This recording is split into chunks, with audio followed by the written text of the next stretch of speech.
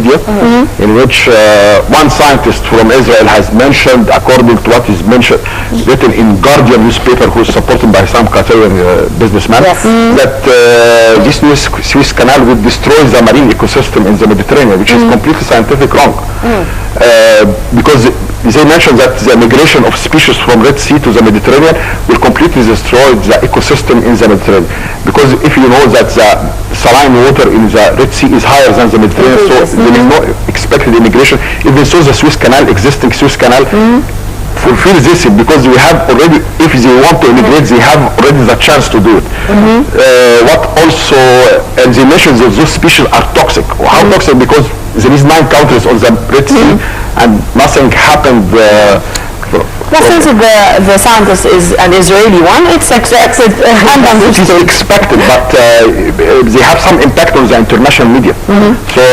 So how can we react regarding these rumors or these reports by some foreign elements regarding the repercussions of the new Suez Canal on the environment? How can we react regarding these issues? First, this is the main responsibility of the spokesman of the Suez Canal Authority, just to clarify all what has been mentioned. In any international media or press or conference. So we just want to focus, we have fulfilled all the strategic environmental impact studies or CSR. Yes, according to that, Suez Canal Authority know exactly what is the responsibility about the social in the region, in the Port-Said and Ismailia, and it has a huge history of developing that region. So this is the main role of the spokesman of the Suez Canal Authority, to clarify all the facts about the project, a project with that size.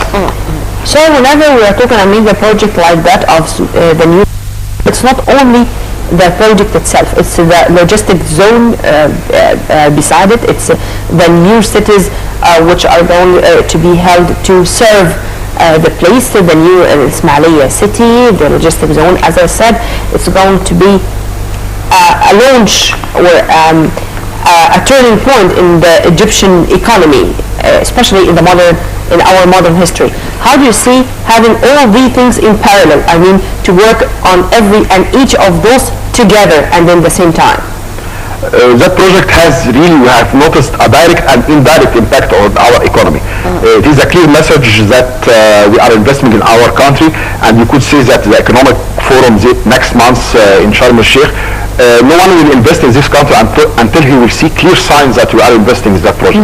That project has 7 main components. The new Suez Canal is one of those. The new Ismailia city, as you have mentioned, up to now, I think that 320 building has been, the footing or the raft of those buildings has been almost finalized. There is one international road came from Ismailia city to our border in Luoga city with 200 kilometer range. It is an expansion, but the main master plan of the region, it is under a consulted firm who has it will be almost finalized within those days, with about 100 small project and small and medium enterprise project. But from a strategic point of view, we are looking that Suez Canal will be the hub of the international trade, in which we in that master plan, we are improving 3 ports in the north, in Port-Said, eastern branch, and in Arish, and 3 other ports in south port, in Suez, Adabiya, and Ataka, I think. So those 6 ports will be an international logistics to improve the trade between the east and the western part. So the impact of that project, it could be noticed clearly on the stock exchange market in Egypt. So when can we start to feel that impact on our economy, the positive impact from this mega project? We are still in the first phase, which is the digging of the project itself.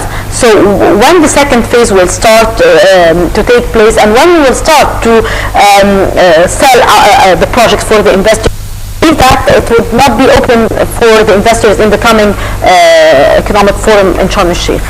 Yes, for a direct benefit, in which you mean the increase of revenue of Suez Canal, this could not be fit until 1 year from now, or 2 years, or maybe 10 years. It doesn't, because the expected, it depends. But we are looking for the indirect benefit. Now, it is a clear message just if you return back 2 years ago, when they want to make this project, they have looking for a loan from the World Bank or from yes. But now we have got a clear message that we could select those 60 billion Egyptian pounds. 2 days. In 8 days. Yeah. 8 working days. 8 working days. Yeah. So according to that, this is a clear message that we have a very good market for any investors. Our market here in Egypt is ranked number 21 on the world. We are 90 million and we have a big market which encourage any investors from outside to invest in this country. So what we want to do in next stage after declaring this project, and there is other several mega projects, is just to make a small project with 20, 30 million US dollar.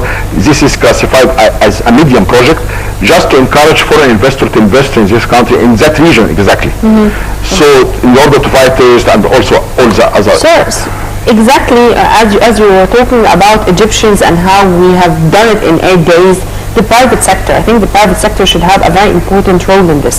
Do you think that the private sector should have the lion's share, I would say, in investing in Suez Canal, the new Suez Canal project, in order to attract more investors from outside Egypt? Simply, the foreign investors, when they see the private sector in Egypt are already there, they are going to be encouraged and they are going to come. Yes, from an economic point of view, I mean, the private sector means the normal people or the companies, both. So those 60 billion has been collected by that sector. But in the private sector, there is something that we need it now before the unified investment law. It should be issued as soon as possible because we have a lot of legal obstacles and bureaucracy. Yes, so we need that unified investment law as soon as possible, and the new parliament in the first 15 days should issue more than 20 law. The second main important point that the exchange rate between our foreign currency and the US dollar need to be more clarified in that to encourage investors and how they could transfer their money outside Egypt. In addition to that, we have the third main problem is the qualification of our laborers or labor force to Egyptian to international market, because any investor, maybe some investors will need some especially in some fields. So all this should be in our concern. But the main concern from my point of view that the current government is very slow in taking the decision in a lot of fields. For example, the new governments should be, we are waiting now for 7 months until the new governors will be selected. We are waiting now for a clear idea on how to face our current problems. We just need to accelerate our decision a little bit. So this is one of the main concerns. Indeed, Dr. Haytham Mamdouh, the head of Irrigation Engineering and Hydraulics Department, Alexander University, thank you very much for being with us in the breakfast show, and thank you for your precious input. Thank you very much. Thank you very much, sir. And we are going to continue after living just for 2 or 3 minutes with our dear colleague Dina Yunus in one of the Egyptian touristic sites. We are going to come back with another segment of the breakfast show. Stay tuned on Now TV International.